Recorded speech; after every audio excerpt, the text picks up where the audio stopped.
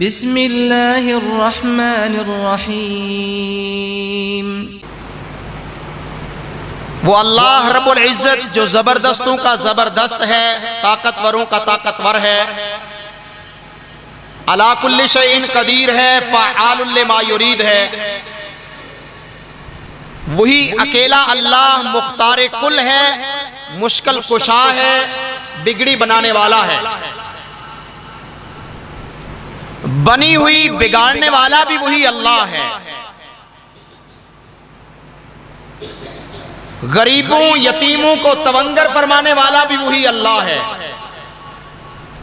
کسی کو عزت دے دے تو اللہ، کسی کو ذلت دے دے تو وہی اللہ۔ اس کا نہ کوئی ساجی ہے، نہ کوئی شریک ہے، نہ کوئی ہمسر ہے، نہ کوئی اس کا دوسرا ہے۔ وہ اللہ تنہا ہے اپنی ذات میں، اپنی صفات میں، اپنے اعمال میں، اپنے اقوال میں۔ ہم اپنے اللہ پر اسی طرح ایمان لاتے ہیں جس طرح اس کے رسول سرور کائنات محمد الرسول اللہ صلی اللہ علیہ وسلم نے بیان فرما دیا۔ لاکھوں کروڑوں درود و سلام ہوں انبیاء کرام علیہم السلام کی مقدس جماعت پر،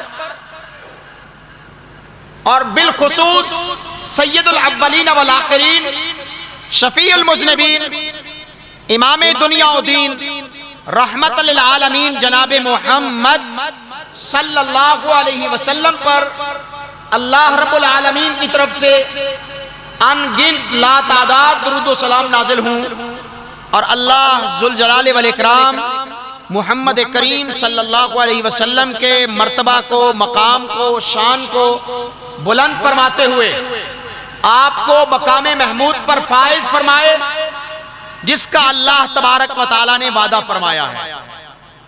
اور اللہ ذوالجلال والاکرام ہمیں ایسے اعمال کرنے کی توفیق عطا فرمائے کہ قیامت کے دن سرور کائنات محمد الرسول اللہ صلی اللہ علیہ وسلم کے مقدس متبرک ہاتھوں سے ہمارے لیے حوض کوثر کا پانی مقدر ہو جائے، اور اللہ ذوالجلال والاکرام رسول رحمت صلی اللہ علیہ وسلم کی زبان اقدس سے میرے اور آپ تمام مسلمانوں کے لیے شفاعت اور سفارش کو قبول فرما کر ہمیں جنت الفردوس کا حقدار بنا دے، آمین یا رب العالمین۔ صاحبوں اور ساتھیوں، رمضان المبارک برکت اور عظمت کا عظیم مہینہ ہے۔ اس کی عظمت کا اندازہ الفاظوں میں نہیں ہو سکتا۔ اللہ ذوالجلال والاکرام نے 12 مہینے بنائے ہیں جب سے آسمان اور زمین کو بنایا ہے، ان میں سے 4 مہینے حرمت والے ہیں۔ ان تمام مہینوں سے مقدس متبرک پسندیدہ مہینہ رمضان المبارک ہے۔ جو آیت کریمہ میں نے آپ کے سامنے تلاوت کی، اللہ ذوالجلال والاکرام ارشاد فرماتے ہیں شہر رمضان الذی انزل فیہ القرآن۔ رمضان وہ مقدس مہینہ ہے جس میں اللہ نے قرآن مجید کو نازل فرمایا ہے۔ قرآن مجید تمام آسمانی الہامی کتابوں کی سردار کتاب ہے، آخری کتاب ہے، فائنل اتھارٹی کتاب ہے۔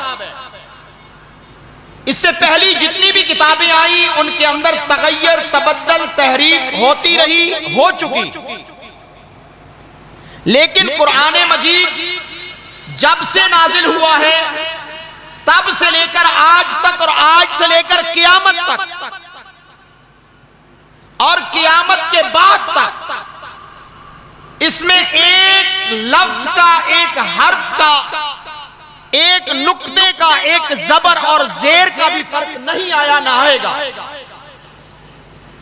کیونکہ اس کتاب کی حفاظت کا ذمہ خود خالق کائنات نے لیا ہے، جس نے اس کتاب کو آسمانوں سے نازل کیا ہے، اور اس کتاب کے متعلق اس کے اتارنے والے نے اس آیت کریمہ کے اندر حکم یہ فرمایا ہے، ھدی للناس۔ یہ کتاب صرف مسلمانوں کے لیے نہیں ہے، یہ اوور آل دی ورلڈ انٹرنیشنل بک ہے، پوری دنیا کے انسانوں کے لیے ہدایت کا ذریعہ ہے۔ ھدی للناس، وہ کسی بھی رنگ و نسل کا انسان ہو، وہ کسی بھی بر اعظم کا انسان ہو، قرآن مجید کی یہ خصوصیت ہے، یہ کوالٹی ہے کہ یہ ہر انسان کے ماحول کے مطابق، اس کی ضرورت کے مطابق اللہ نے اس کے اندر شریعت کو، دین کو نازل کر دیا ہے، اور اتنا نازل کیا ہے جتنی ہر انسان کی ضرورت ہے۔ رنگ و نسل بدل جائیں، زمین و زمان بدل جائیں، مکان بدل جائیں، لیکن اس کی جو ہدایت ہے وہ ابدی ہے، وہ لازوال ہے، وہ کینسل ہونے والی نہیں ہے، اس کے اندر ترمیم ہونے کی ضرورت نہیں ہے۔ یہی وجہ ہے کہ قرآن مجید 14 صدیوں سے لے کر آج تک مسلسل متواتر پوری دنیا میں شائع ہو رہا ہے، اور قرآن مجید کے کسی بھی ایڈیشن پر ریوائز ایڈیشن نہیں لکھا جاتا، کسی بھی ایڈیشن پر نظر ثانی کا لفظ نہیں ہوتا، کیونکہ یہ قرآن منزل من اللہ کتاب ہے۔ اس کے مقابل جتنی بھی کتابیں آج موجود ہیں دنیا میں، وہ توراہ ہو، وہ انجیل ہو، وہ زبور ہو، ان کے ہر ایڈیشن پر ریوائز ایڈیشن، نظر ثانی شدہ ایڈیشن لکھا جاتا ہے، پرنٹ ہوتا ہے۔ یہ دنیا کی واحد کتاب ہے جس کو ریوائز نہیں کیا جاتا، جس پر نظر ثانی نہیں ہوتی۔ جب سے نازل ہوا اب تک اور قیامت کے بعد تک یہ وہی کتاب رہے گی۔ ھدی للناس، یہ پوری دنیا کے لیے ہدایت ہے، لیکن ہدایت قبول کون کرتے ہیں؟ اس نے اپنے ابتدائیہ میں سورۃ البقرہ کے پہلے رکوع میں اس کا تعارف کروا دیا، ھدی للمتقین۔ حقیقت میں تو یہ کتاب پوری دنیا کے ہر انسان کے لیے ہدایت ہے، لیکن ہدایت ملتی کسے ہے؟ جس کا من پاک ہوتا ہے، جس کا دل، جس کا اندر، جس کا دماغ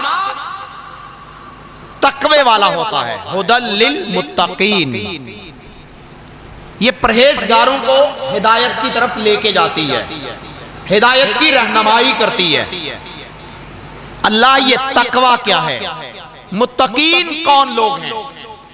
متقین کی صفت، ان کی صفات اللہ تبارک و تعالی نے سورۃ البقرہ کے پہلے رکوع کے اندر بیان فرما دی ہیں۔ میرے تمام بھائی اور بہنیں، جہاں تک آواز پہنچ رہی ہے غور سے سنیے گا۔ قرآن مجید کو صرف متبرک کتاب سمجھ کر اس کو چوم لینا، آنکھوں پہ لگا لینا، غلافوں میں لپیٹ دینا، اور پھر اسے اونچی جگہ پر شیلف میں رکھ دینا، اور الٹے پاؤں باہر نکل جانا، قرآن کو پیٹھ نہ ہو جائے، اور جب قول و پیمان کی باری آئے تو قرآن کو لا کر اس پر اوت دے دینا، حلف دے دینا، اور سمجھنا کہ ہم نے قرآن کا حق ادا کر دیا ہے، ہم اس سے محبت کرتے ہیں۔ یہ قطعاً قرآن کی محبت نہیں ہے، یہ قطعاً قرآن کا حق نہیں ہے۔ اللہ نے جن کو کتاب دی، الذین آتیناہم الکتاب یتلونہ حق تلاوتہ، جن کو ہم نے کتاب قرآن مجید دی ہے وہ اس کی تلاوت کا حق ادا کرتے ہیں۔ اس کا پہلا حق یہ ہے کہ قرآن مجید کو عربی تلفظ میں، عربی لہجے میں، عربی ٹون میں پڑھا جائے۔ آج ہمارے بزرگ، ہماری مائیں، ہماری بیٹیاں، ہماری بہنیں قرآن مجید کو اپنے لہجوں میں پڑھ رہی ہوتی ہیں، ہم پنجابی میں قرآن پڑھ رہے ہوتے ہیں، جبکہ سرور کائنات محمد الرسول اللہ صلی اللہ علیہ وسلم نے ارشاد فرمایا اقرأ القرآن بلحون العرب، قرآن کو عربی لہجے میں، عربی ٹون میں، عربی طرز میں پڑھا جائے۔ اس کی پروننسیشن، اس کا تلفظ درست کرنا یہ فرض ہے، یہ پہلا حق ہے قرآن کا۔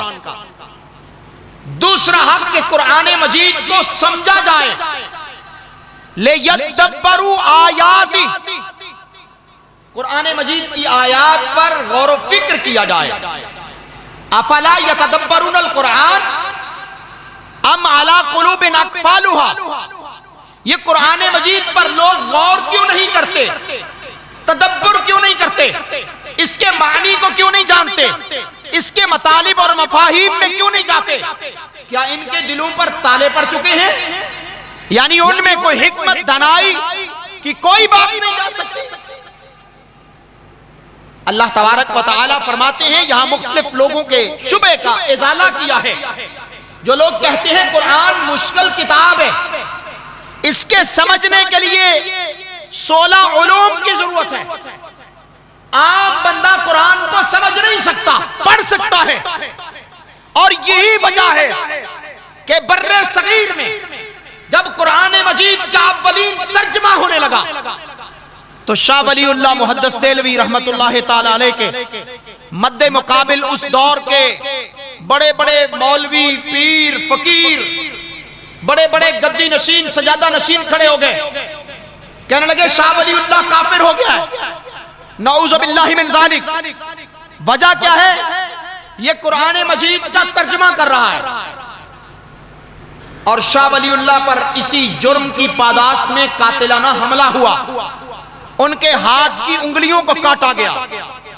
حضرات، قرآن مجید کا دوسرا حق لِيَدَّبَّرُوا آیَاتِهِ، اس کی آیات کا تدبر کیا جائے، غور و فکر کیا جائے، اس کو سمجھا جائے کہ اس کا مطلب کیا ہے۔ خالق جس نے یہ کتاب بھیجی، کس کے نام؟ مخلوق کے نام، انسان کے نام، وہ اس کو جانے کہ اس کے مالک نے پیغام کیا دیا ہے، میرا رب مجھ سے چاہتا کیا ہے۔ آج ہم قرآن مجید کو رمضان المبارک میں پڑھتے ہیں، ہماری مائیں پڑھتی ہیں، بیٹیاں پڑھتی ہیں، بھائی پڑھتے ہیں، بزرگ پڑھتے ہیں، اور ہماری دوڑ کیا ہوتی ہے؟ ہم نے کتنے قرآن زیادہ ختم کرنے ہیں؟ کیوں بھائی یہی دوڑ ہوتی ہے؟ ہم نے کتنے زیادہ قرآن ختم کرنے ہیں؟ یہ کوئی دوڑ نہیں ہے، یہ کوئی مسئلہ نہیں ہے۔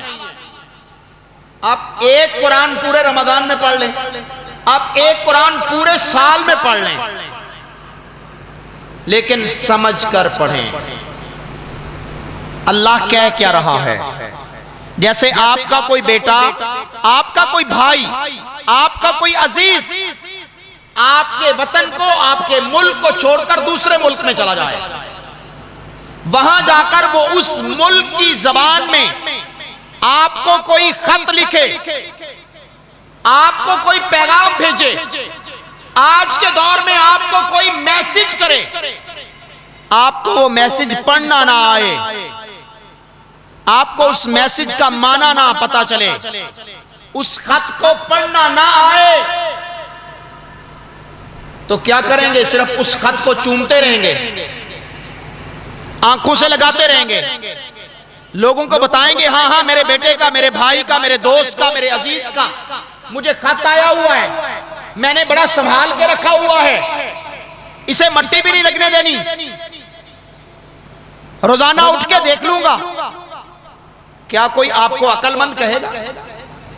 کہے گا نہیں۔ اس کو تو پتہ ہی نہیں ہے کہ اس خط میں مدرجات کیا ہیں، کس چیز کی خبر ملی ہے، کس چیز کے متعلق معلومات اور انفارمیشن ملی ہے۔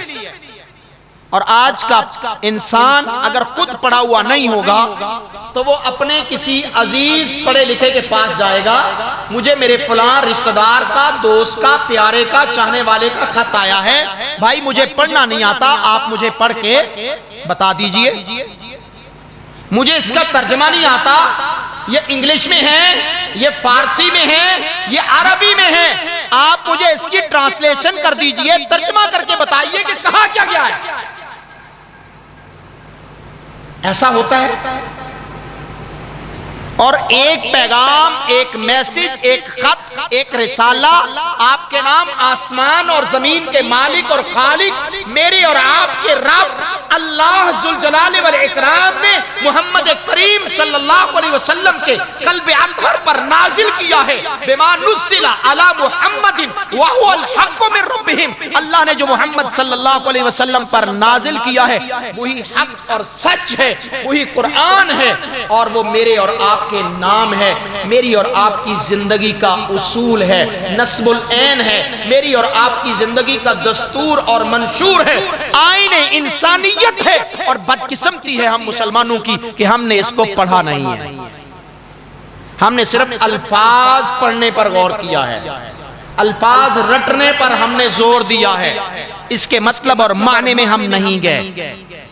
تو دوسرا حق یہ ہے کہ قرآن مجید کو اس کے الفاظ، معانی، مطالب، مفاہیم کے ساتھ پڑھا جائے، اس کی تشریح، اس کی تفسیر سلف صالحین سے جو منقول ہے اس کے مطابق اس کو سمجھا جائے، اور اس کا تیسرا حق یہ ہے کہ اس کے پیغام کو پوری دنیا میں آفاق ہائے گردیدہ پوری دنیا کے اندر اس کے پیغام کو پہنچایا جائے، جہاں جہاں تک ہو سکے قرآن مجید کے پیغام کو عام کیا جائے، اس پر عمل کرنا اس کا حق ہے، اس کا پیغام پہنچانا اس کا حق ہے۔ اور ایک بڑا حق یہ بھی ہے کہ جب آپ کو قرآن کا مطلب، معنی، مفہوم سمجھ آ گیا تو اس کے پیغام کو اپنے گھر میں، اپنے دیہ میں، اپنی بستی میں، اپنے قریہ میں، اپنے گاؤں میں، اپنے ضلع میں، اپنے شہر میں، اپنے صوبہ میں، اپنے ملک میں، جہاں تک آپ کی بس چلتی ہے وہاں تک اس قرآن مجید کے نظام کو قائم کیا جائے، اس کی حکومت کو قائم کیا جائے۔ یہ ہے قرآن ھدی للناس، یہ پوری دنیا کے لیے ہدایت ہے، اور متقین کو ہدایت تب ملتی ہے جب اس کو سمجھتے ہیں اور اس کو قائم کرتے ہیں۔ بینات من الہدی والفرقان، یہ قرآن دلائل ہیں، روشنیاں ہیں، آپ کے لیے ریفرنس ہیں۔ والفرقان، فرق کرنے والی کتاب ہے، حق کیا ہے، باطل کیا ہے، سچ کیا ہے، جھوٹ کیا ہے، اصل کیا ہے، نقل کیا ہے، قرآن مجید سے پتہ چلے گا۔ مسئلہ کی ابتدا یہاں سے ہوگی، اور مولویوں نے اسی لیے کہا قرآن تمہیں سمجھ نہیں آ سکتا، مولوی جو کہتا رہے اس پہ سر دھنتے رہو، کیونکہ جب قرآن ترجمہ کے ساتھ پڑھ لیا جاتا ہے اللہ کی قسم ہے شرک ختم ہو جاتا ہے۔ قرآن کو اگر آپ سمجھ کے پڑھنا شروع کر دیں شرک کے اندھیرے ختم ہو جائیں گے، سمپل سا اصول۔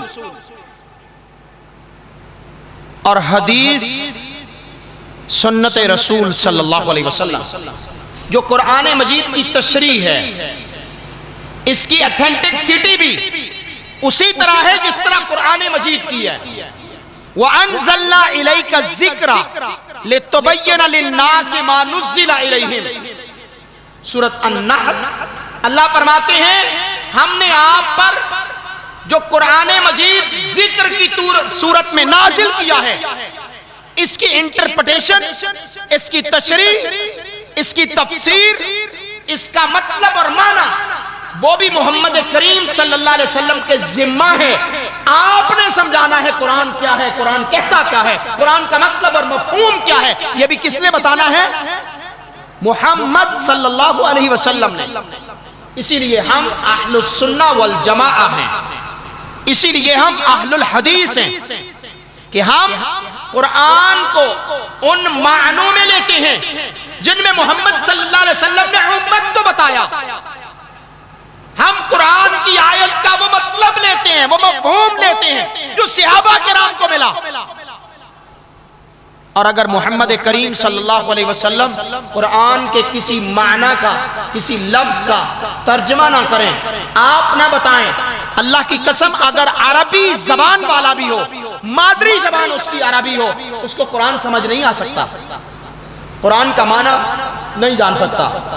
صحیح البخاری میں حدیث ہے، اسی رمضان کے ضمن میں اللہ تبارک و تعالی فرماتے ہیں کہ تم کھانا کھاتے رہو یہاں تک کہ حتی یتبین لکم الخیط الابیض من الخیط الاسود من الفجر ثم اتموا الصیام الی اللیل۔ اگر محمد صلی اللہ علیہ وسلم اس کا مطلب معنی تفسیر نہ بتائیں، دنیا بھر کے عرب کے بلغاء، فصحاء، ادباء اکٹھے ہو جائیں، اس کا ترجمہ نہیں جان سکتے۔ عدی ابن حاتم الطائی رضی اللہ تعالی عنہ اس آیت کو سنا، رمضان کا مہینہ تھا، صبح اٹھے سحری کے لیے، آپ لوگ بھی سحری کرتے ہیں، سحری کرتے کرتے سورج کی روشنی نکل آئی، اذانیں بھی ختم، نماز کا ٹائم، صبح کی روشنی نکل آئی، اور دیکھ کیا رہے ہیں؟ ان کے پاس ایک تکیہ ہے اور تکیے کے نیچے انہوں نے 2 دھاگے رکھے ہوئے ہیں، خیط الابیض، خیط الاسود، سیاہ رنگ کا دھاگا، کالے رنگ کا دھاگا۔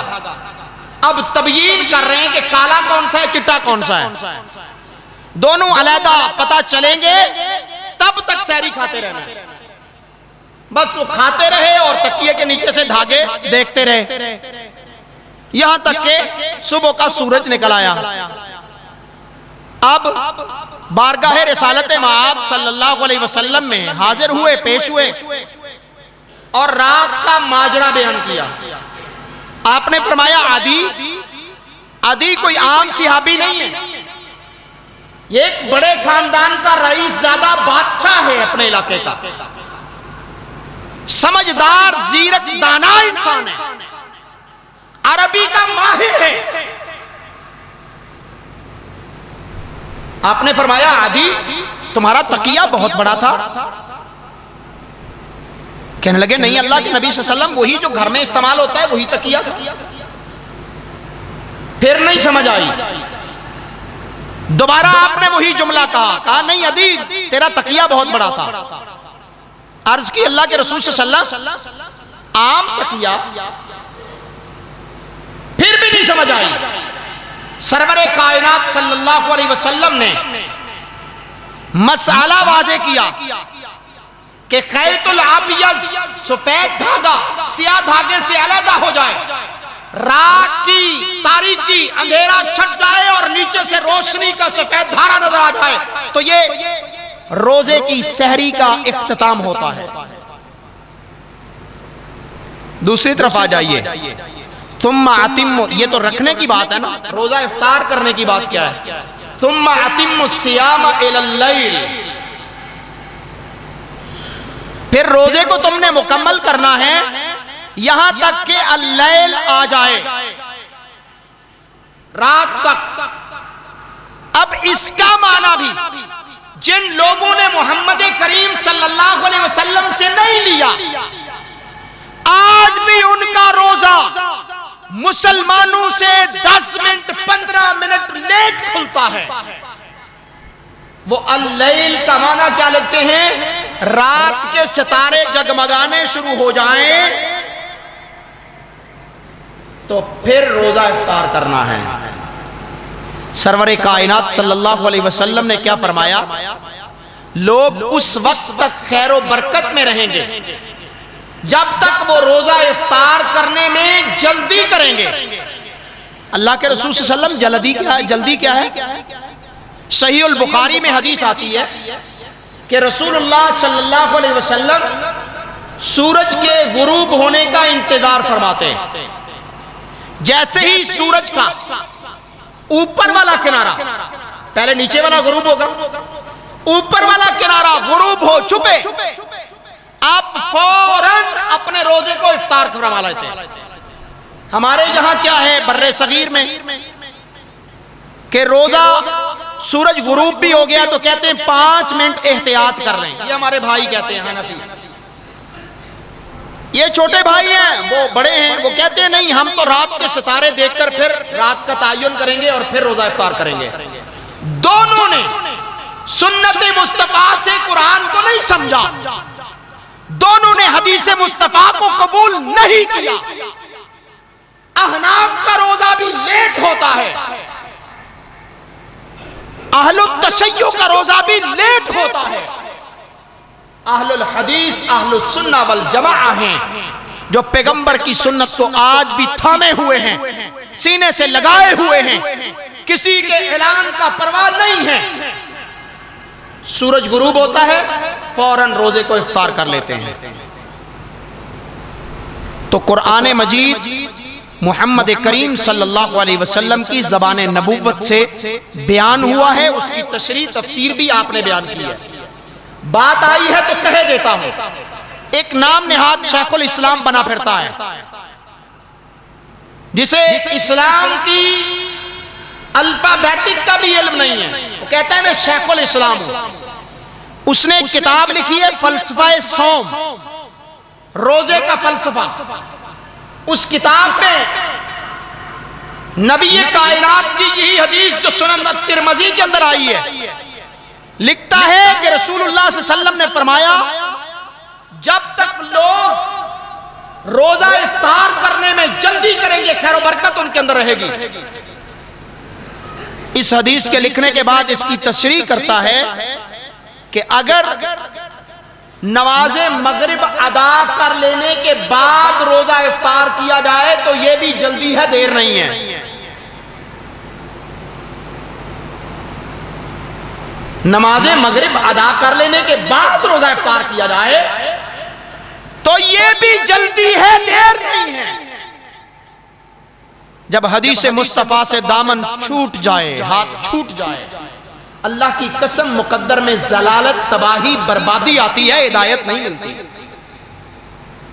اللہ نے فرمایا الفرقان، قرآن مجید یہ فرق کرنے والی کتاب ہے، حق کیا ہے باطل کیا ہے، حق پر کون ہے باطل پر کون ہے قرآن سے پتہ چلے گا، حدیث سے پتہ چلے گا۔ فرمایا فمن شاہد منکم الشہر فلیصم، سے جو شخص بھی رمضان کے مہینے کو پالے، تم سے مراد یہودی نہیں ہے، تم سے مراد عیسائی نہیں ہے، تم سے مراد ہندو نہیں ہے، تم سے مراد سکھ نہیں ہے، تم سے مراد مرزائی نہیں ہے، تم سے مراد دنیا کا کوئی کافر نہیں ہے، ایمان والے مخاطب ہیں۔ دلیل کیا ہے؟ جہاں سے رمضان کے روزے فرض ہونے کی پہلی آیت آئی ہے، یا ایھا الذین آمنوا، اے لوگوں جو ایمان لائے ہو، تو یہاں پر بھی انہی کو کہا جا رہا ہے فمن شہد منکم الشہر فلیصم، تم میں سے جو شخص رمضان کے مہینے کو پالے وہ اس کے روزے رکھے۔ جو تم میں سے بیمار ہو یا سفر پر ہو، وہ اپنی بیماری کے ختم ہونے کے بعد یا پھر اپنے سفر کے اختتام کے بعد اپنے گھر میں لوٹانے پر جتنے روزے اس کے رہ گئے وہ رمضان کے علاوہ باقی دنوں میں رکھ لے گا۔ یرید اللہ بکم اليسر، اللہ تم سے آسانی چاہتا ہے، ولا یرید بکم العسر، اللہ تم پر تنگی نہیں کرنا چاہتا کہ حالت بیماری میں بھی کہے نہیں روزہ رکھنا ہے، حالت سفر میں بھی کہے نہیں روزہ رکھنا ہے، کہا نہیں اللہ تم سے آسانی چاہتا ہے، اللہ چاہتا ہے تم گنتی کو پورا کرو، 29 یا 30 دن کے روزے تم پر فرض ہیں۔ مہینہ کبھی 29 کا ہوتا ہے، کبھی 30 کا ہوتا ہے، جتنے دن کا چاند یہ حکم فرمایا گیا سومو لرؤیتہ وافطروا لرؤیتہ، چاند کو دیکھ کر روزہ رکھو اور چاند کو دیکھ کر روزہ افطار کرو یعنی عید کرو۔ اور یہاں پر عجیب بڑے بڑے مفکر مفسر پیدا ہو جاتے ہیں، دانشور پیدا ہو جاتے ہیں جن کو دین کے دال کا بھی پتہ نہیں ہوتا، وہ کہتے ہیں ہم دانش ہیں۔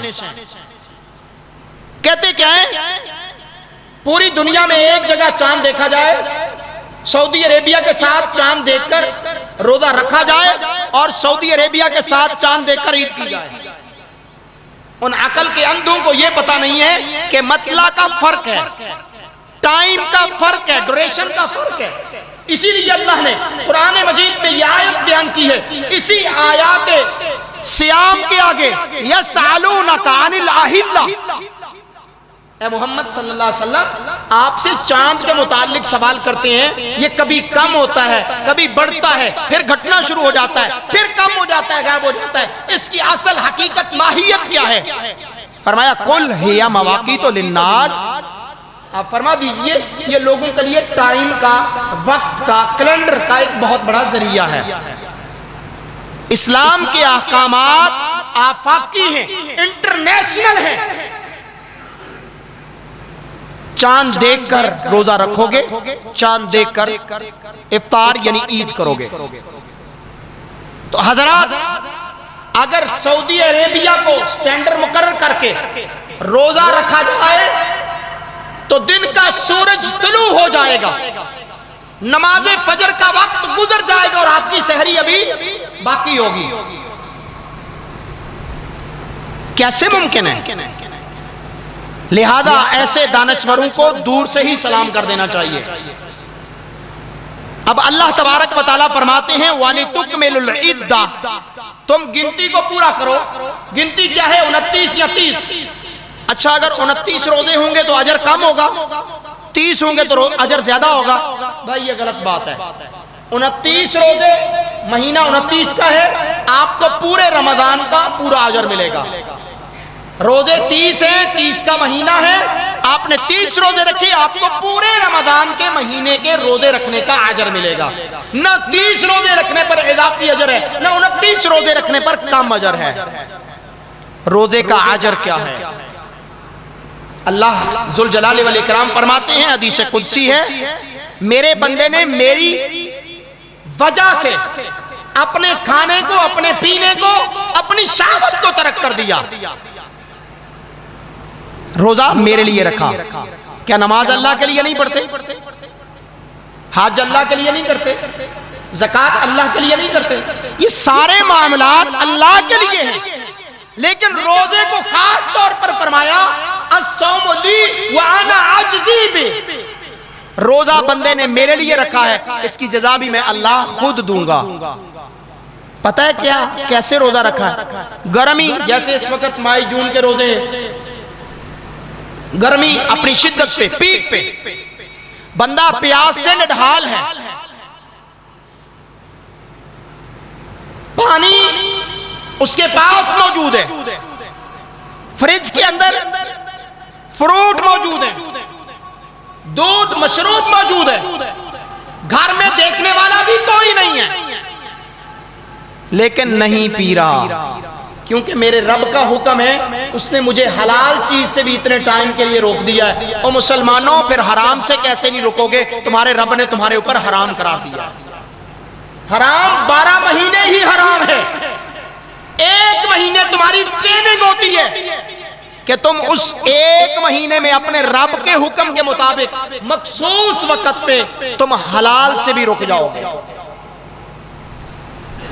گھر میں کھانے پینے کی ہر چیز موجود ہے، گرمی سے نڈھال ہے، نہانے کے لیے باتھ روم میں گیا ہے، اس کو اللہ کے علاوہ کوئی نہیں دیکھ رہا، لیکن یہ پانی وہاں بھی نہیں پی رہا۔ وضو کرتے ہیں دن میں 5 مرتبہ، وضو کرتے ہوئے پانی آپ کے منہ میں آپ اپنے ہاتھ سے داخل کر رہے ہیں، لیکن مومن متقی کا تقوی کیا ہے کہ وہ پانی کا ایک بوند، ایک قطرہ بھی اپنے حلق سے نیچے نہیں جانے دے رہا۔ یہ ہے تقوی، یہ ہے اللہ کا ڈر۔ اسی کو کہا لعلکم تتقون، تاکہ تمہارے اندر تقوی پیدا ہو جائے۔ اسی کو کہا ھدی للمتقین، یہ کتاب پرہیزگاروں کے لیے ہدایت ہے۔ تو روزہ انسان کی باڈی میں، اس کے دل اور دماغ میں تقوی کو پیدا کرتا ہے، رب سے قرب دیتا ہے، گناہ سے بچاتا ہے۔ یہ انڈیویجلی معاملہ ہے. نماز پڑھتا ہے تو کوئی اس کو دیکھتا ہے, رکوع میں جاتے ہوئے, قیام کرتے ہوئے, سجدے میں جاتے ہوئے, سلام پھیرتے ہوئے, کوئی دیکھے گا. زکات دے رہا ہے, چاہے یہ ایک ہاتھ سے دے, دوسرے کو نہ پتا چلے, لینے والے کو پھر بھی پتا چلے گا. حج کرے تب بھی کسی کو پتا, جہاد کرے تب بھی کسی کو پتا.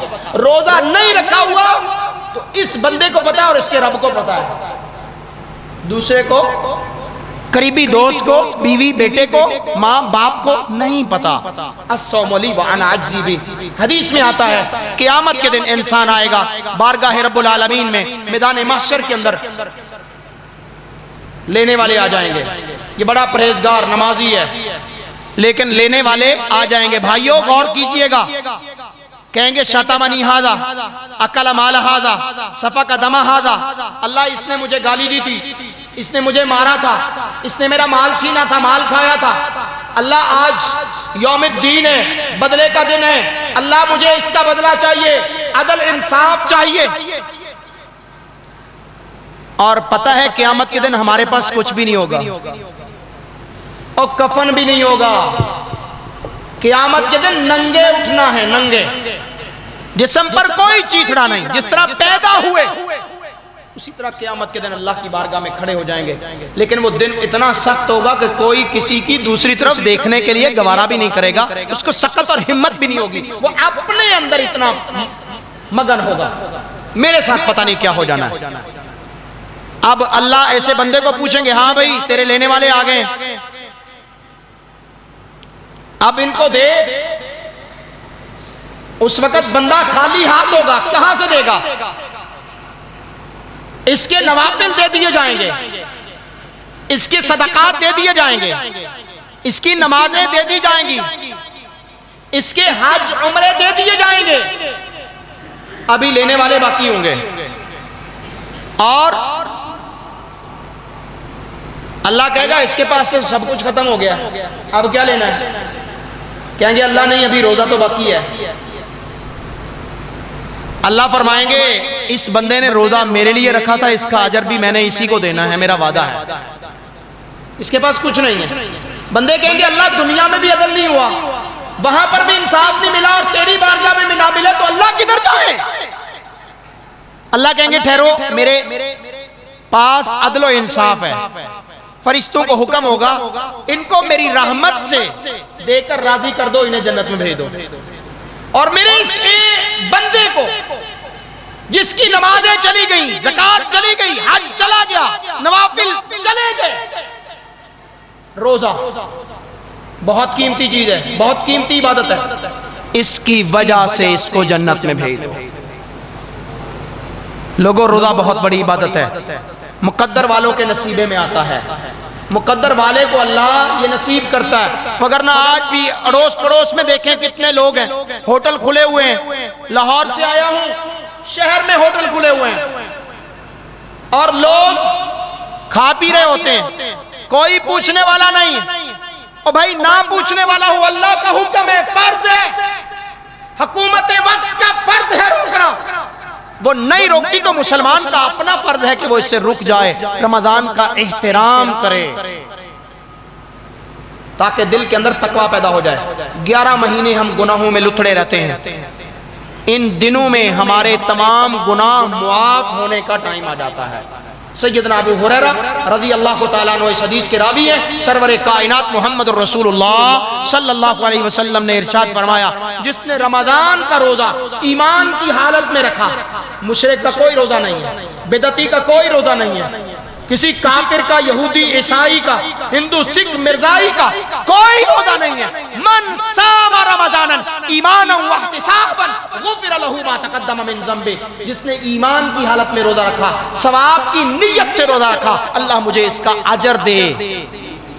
اللہ کے رسول صلی اللہ علیہ وسلم فرماتے ہیں اللہ اس کے گزشتہ زندگی کے تمام گناہوں کو معاف فرما دے گا. لوگوں اس میں صغیرہ کبیرہ کی بھی استثناء نہیں ہے, صغیرہ گناہ ہوں گے تب بھی مٹ جائیں گے, کبیرہ گناہ ہوں گے تب بھی مٹ جائیں گے, تمام گناہ اللہ روزے کی وجہ سے معاف فرما دیتے ہیں. ایک دوسری بڑی عبادت رمضان میں جو ہے قیام اللیل ہے, صلاۃ التراویح ہے, قیام لیل رمضان ہے, قیام رمضان ہے.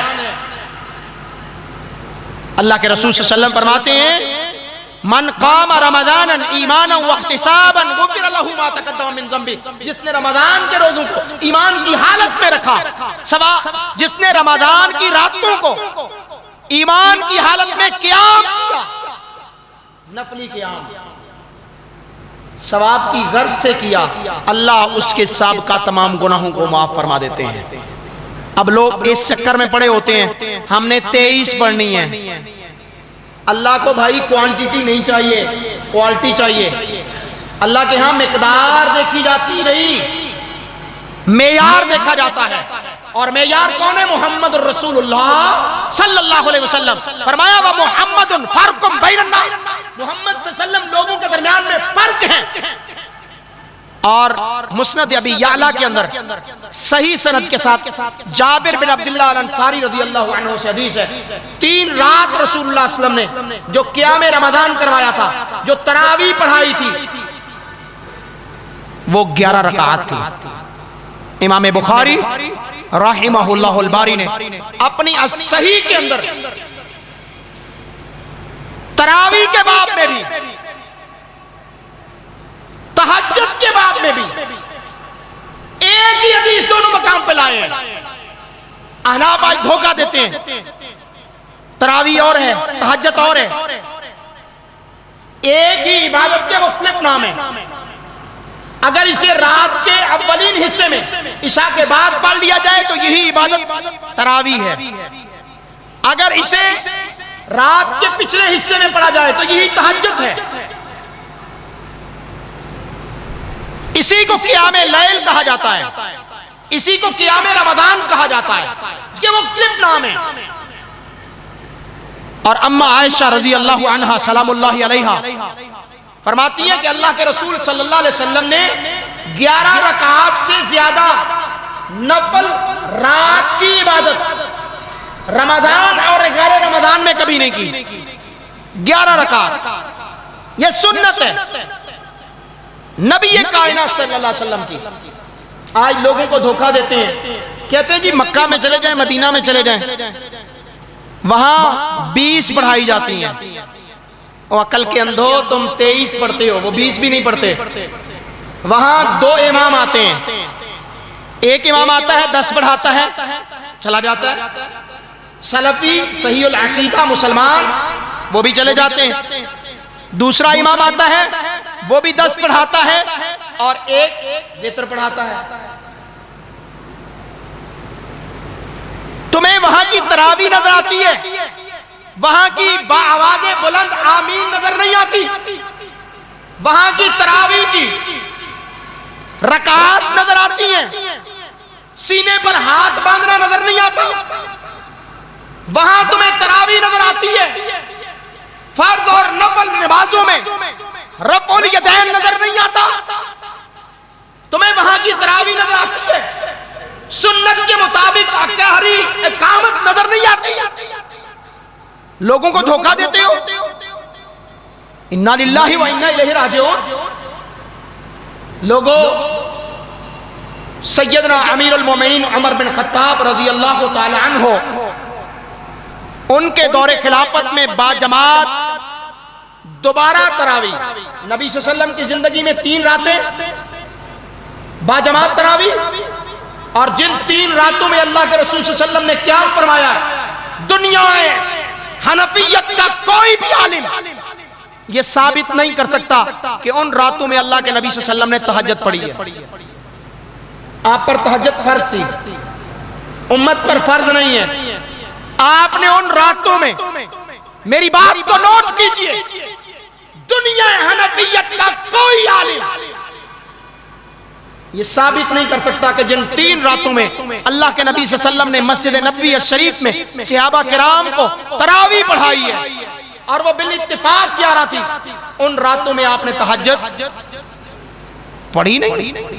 صحابہ کہتے ہیں ہم صبح سحری کے اختتام کے قریب جا کے فارغ ہوئے، حتیٰ خشین الفلاح، ہمیں سحری کا ڈر لگ گیا کہ آج 8 روزہ رکھنا پڑے گا۔ تو بھائی سلام پھرا وتر سے اور دوڑے دوڑے گئے جا کے سحری کی چند لقمے کھائے۔ کہاں تہجد، کہاں 11؟ تو یہ لوگوں کو دھوکہ دیتے ہیں. تو اللہ کے ہاں کوالٹی چاہیے، کوانٹیٹی نہیں چاہیے.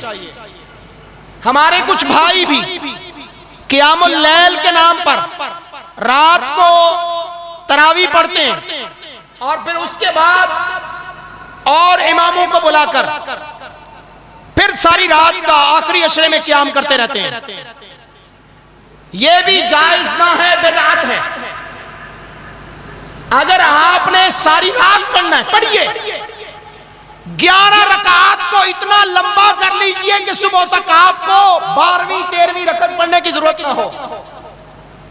بات کو سمجھیے گا. ان 11 رکعات میں قرات اتنی لمبی ہونی چاہیے کہ آپ کو 11 سے زیادہ رکعات پڑھنے کی ضرورت ہی پیش نہ آئے. صحابہ کہتے ہیں ہم رسول اللہ صلی اللہ علیہ وسلم کے پیچھے جن راتوں میں ہم نے قیام کیا، اتنا لمبا قیام ہوتا تھا، کھڑے کھڑے تھک جاتے تھے.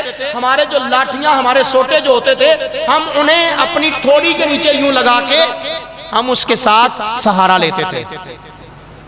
اور قربان جاؤں امیر المومنین سیدنا عمر رضی اللہ عنہ پر، جنہوں نے مسجد نبوی الشریف میں با جماعت صلاۃ التراویح کا اہتمام فرمایا، حکم جاری فرمایا. آج بدقسمتی ہے ہمارے بھائیوں کی 23 پڑھنے والوں کی، ان کو ان کے مولویوں نے چھوٹ پر لگا دیا. کہتے ہیں عمر رضی اللہ عنہ نے 23 کا حکم دیا تھا، کعبہ کے رب کی قسم ہے جھوٹ بولتے ہیں یہ لوگ. امیر المومنین عمر رضی اللہ عنہ نے 11 رکعات تراویح کا حکم دیا تھا. ابی ابن کعب رضی اللہ عنہ کو، تمیم الداری رضی اللہ عنہ کو. معطا امام مالک رحمہ اللہ کے اندر صحیح سند کے ساتھ عمر فاروقی رضی اللہ عنہ کا حکم موجود ہے. اور آپ کو یہاں بات کہہ دیتا ہوں، لاہور سے قرآن ناشران کمپنی نے معطا امام مالک کو ترجمے کے ساتھ اوجز المسالک کے نام سے 2 جلدوں میں شائع کیا ہے، اور اس میں سیدنا عمر فاروق رضی اللہ عنہ کا یہ 11 رکعات والا حکم نکال دیا ہے. کتاب میرے پاس موجود ہے، ہوائی فائر کرنے کا عادی نہیں ہوں. 11 رکعات والا حکم وہ وہاں سے ویسے ہی ریموو کر دیا ہے. اور صائب ابن یزید رضی اللہ عنہ کی یہ روایت نکال دی ہے. اگلی روایت یزید ابن رومان کی ہے کہ جناب عمر کے دور میں لوگ 20 پڑھتے تھے. یزید ابن رومان سکہ راوی ہے، لیکن اس نے جناب عمر کا دور پایا نہیں ہے. جس سال جناب عمر رضی اللہ عنہ کی شہادت ہوتی ہے اس سال وہ پیدا ہو رہا ہے. اس نے درمیان میں واسطہ بیان نہیں کیا کہ اس کو کس نے بتایا کہ جناب عمر کے دور میں اس کے باپ نے بتایا، استاد نے بتایا، یا کس نے بتایا کہ عمر رضی اللہ عنہ کے دور میں لوگ 20 پڑھتے تھے. روایت منقطع ہے. اور اسی روایت کو تبلیغی جماعت کے شیخ الحدیث مولوی زکریا سہارنپوری نے اوجز المسالک کے اندر ہی لکھا ہے کہ یہ سند ضعیف ہے. 20 رکعت والی جو عبداللہ ابن عباس سے روایت ہے، بالاتفاق تمام حنفیوں کے نزدیک بھی وہ سند ضعیف ہے. دنیا ہے احناف مقلدین میں کوئی ایک مائی کا لال پیدا نہیں ہوا جو یہ ثابت کر سکے یا کہہ سکے کہ یہ حدیث صحیح ہے. کسی ایک نے آج تک یہ دعویٰ نہیں کیا جو عبداللہ ابن عباس سے رسول اللہ صلی اللہ علیہ وسلم کے متعلق ہے کہ آپ نے 20 پڑھائیں. کوئی عالم حنفیوں کا بھی، بریلوی دیوبندیوں کا بھی یہ ثابت نہیں کرتا. کسی نے نہیں لکھا کہ یہ حدیث صحیح ہے، سب نے کہا ضعیف ہے. تو بھائی اہل الحدیث تمہیں صحیح حدیث کی طرف بلاتے ہیں، نبی کریم صلی اللہ علیہ وسلم کی عبادت اور طریقے کی طرف بلاتے ہیں، آپ کے منہج اور دعوت کی طرف بلاتے ہیں. آج کا یہ پروگرام درس قرآن و حدیث جس کو ہمارے بھائیوں نے خصوصاً ندیم صاحب نے اور دیگر دوستوں نے مل کر سجایا ہے، اللہ ان کی اس کاوش کو، محنت کو قبول فرمائے. اس مرکز کو، اس علاقے کو اللہ رہتی دنیا تک توحید اور سنت کا منبع اور مرکز بنائے، اور اس مسجد مرکز کے ذریعہ سے اللہ اس پورے علاقے پر اپنی رحمتوں کا نزول فرمائے. جو میں نے کہا آپ نے سنا، اللہ اس پر عمل کرنے کی توفیق عطا فرمائے. وما علی الا البلاغ المبین وآخر دعوانا الحمدللہ رب العالمین. جی بیماروں کے لیے بھائی کہہ رہے ہیں دعا کر دیجئے، تو دعا بھی کرتے ہیں۔ اور میں آپ کو ایک اہم بات کہنا چاہتا ہوں، امریکہ طب نبوی بنا رہا ہے، ہم پیناڈول، پیراسٹامول اور ڈسپرین کیمیکل پہ چلے گئے ہیں جس کے سائیڈ افیکٹ ہوتے ہیں، اور امریکہ طب نبوی ہربل میڈیسن بناتا ہے۔ الحمدللہ میں وہاں سے منگواتا ہوں، جس کے ساتھ کینسر تک کا سٹیج 4 تک کا علاج الحمدللہ میں کرتا ہوں۔ شوگر کا علاج مستقل بنیادوں پر شوگر ختم ہو جاتی ہے ہمیشہ کے لیے، چاہے کوئی بندہ انسولین کے انجیکشن ہی کیوں نہیں لے رہا۔ حالانکہ انسولین جو ہے وہ سور کے پاؤں سے نکلنے والی رطوبت ہے جو ہم جسم میں لگا رہے ہوتے ہیں، اور وہ بھی امیون سسٹم ڈاؤن کر دیتی ہے۔ اگر کسی کو شوگر کا مرض ہو، یا کسی کو بلڈ پریشر کا مرض ہو، یا کسی کو دل کی تکلیف ہو، یا کسی قسم کا کوئی مرض ہے، تو الحمدللہ ہم اس کا علاج کرتے ہیں۔ طب نبوی ہے اور امریکہ سے وہ بن کے آتی ہے دنیا کی جدید ترین ٹیکنالوجی پر۔ آپ جو ہے وہ ہم سے رابطہ کر کے علاج کروا سکتے ہیں۔ اللہ بیماروں کو شفائے کاملہ عاجلہ عطا فرمائے۔ بسم اللہ الرحمن الرحیم۔ رب لک الحمد کما ینبغی لجلالک وعظیم سلطانک، اللہ لا الہ الا هو الحی القیوم والہکم الہ واحد لا الہ الا هو الرحمن الرحیم۔ اللہم انا نسألک بانک انت اللہ لا الہ الا انت الصمد الذی لم یلد ولم یولد ولم یکن له کفوا احد۔ اللہم صل علی محمد وعلی آل محمد کما صلیت علی ابراہیم وعلی آل ابراہیم انک حمید مجید۔ اللہم بارک علی محمد وعلی آل محمد کما بارکت علی ابراہیم وعلی آل ابراہیم انک حمید مجید۔ ربنا آتنا فی الدنیا حسنہ وفی الآخرۃ حسنہ وقنا عذاب النار۔ ربنا ظلمنا انفسنا وان لم تغفر لنا وترحمنا لنکونن من الخاسرین۔ اللہم اشف مرضانا ومرضى المسلمین، اللہم اشف مرضانا ومرضى المسلمین، اللہم اشف مرضانا ومرضى المسلمین۔ اذهب البعث رب الناس واشف انت الشافی لا شفاء الا شفاؤک شفاء لا یغادر سقما۔ یا شافی الامراض واشفنی واشف مرضانا ومرضى المسلمین۔ یا قاضی الحاجات اقض حاجاتنا وحاجات المسلمین۔ اللہم انصر الاسلام والمسلمین ودمر على اعداء الدین۔ اللہم انصرهم واحفظهم، اللہم ایدهم بجنود الملائکہ، اللہم ایدهم بجنود الملائکہ۔ اللہم اصلح اخواننا المسلمین، اللہم اصلح اخواننا المسلمین۔ اللہم انج مسجد الاقصى من قبضة اليہود وارزقنا فیہ الصلاة۔ رب رحمهما كما ربياني صغيرا، رب رحمهما كما ربياني صغيرا۔ ربنا اغفر لنا ولإخواننا الذين سبقونا بالإيمان ولا تجعل في قلوبنا غلا للذين آمنوا ربنا إنك رؤوف رحيم۔ ربنا هب لنا من أزواجنا وذرياتنا قرة أعين واجعلنا للمتقين إماما۔ اے اللہ جتنے بیمار ہیں سب کو شفائے کاملہ عاجلہ عطا فرما۔ اے اللہ جتنے تنگ دست ہیں ان کی تنگ دستیاں دور فرما۔ اے اللہ جو مقروض ہیں ان کے قرضے غیب کے خزانوں سے ادا فرما۔ اے اللہ جو بیمار ہیں اللہ ان کو شفا عطا فرما۔ اے اللہ ان کو تندرستیاں عطا فرما۔ اے اللہ جو اس دنیا سے فوت ہو گئے اہل توحید تھے اللہ ان کی مغفرت فرما۔ اے اللہ میرے والدین بھی توحید پہ فوت ہوئے اللہ ان کی مغفرت فرما۔ اے اللہ جتنے عزیز و اقارب توحید پہ فوت ہو گئے اللہ سب کی مغفرت فرما۔ اے اللہ ہم سب کو توحید کے لیے زندہ رکھ۔ اے اللہ ایمان پر ہماری موت نصیب فرمانا۔ اے اللہ رمضان کے روزے، راتوں کا قیام، اے اللہ صدقہ خیرات، اے اللہ ذکر اذکار تیری ذات کے لیے اے اللہ قبول فرما۔ اے اللہ قبول فرما۔ اے اللہ جتنی سیئات ہیں اے اللہ چھوٹی ہیں بڑی ہیں اللہ یاد ہیں بھول چکی ہیں اللہ اعلانیہ کی ہیں یہ چھپ کے کی ہیں اللہ تو ان سب کو معاف فرما۔ اے اللہ ہم سب توبہ کرنے والے تیری بارگاہ میں ہاتھ پھیلا کے بیٹھے ہیں اللہ تو کریم ہے ہمارے گناہوں کو معاف فرما۔ اے اللہ گناہوں کو معاف فرما۔ اے اللہ جس طرح آج تیرے گھر میں اکٹھے بیٹھے ہیں اے اللہ جنت الفردوس میں بھی اسی طرح اکٹھے فرمانا۔ اے اللہ ہمارے لیے حکم فرما دینا این الصائمون روزے دار کہاں ہیں آؤ باب الریان تمہارے لیے کھول دیا ہے تم جنت میں داخل ہو جاؤ۔ اے اللہ قیامت کی ذلتوں سے سختیوں سے اے اللہ حشر کی ندامتوں سے محفوظ فرمانا۔ اے اللہ حشر کی ندامتوں سے محفوظ فرمانا۔ اے اللہ اس مسجد کو رہتی دنیا تک اللہ دین کا مرکز بنا، اس کے بنانے والے چلانے والے اس کو آباد کرنے والے اس میں نمازیں قائم کرنے والے اے اللہ ان سب سے راضی ہو جا۔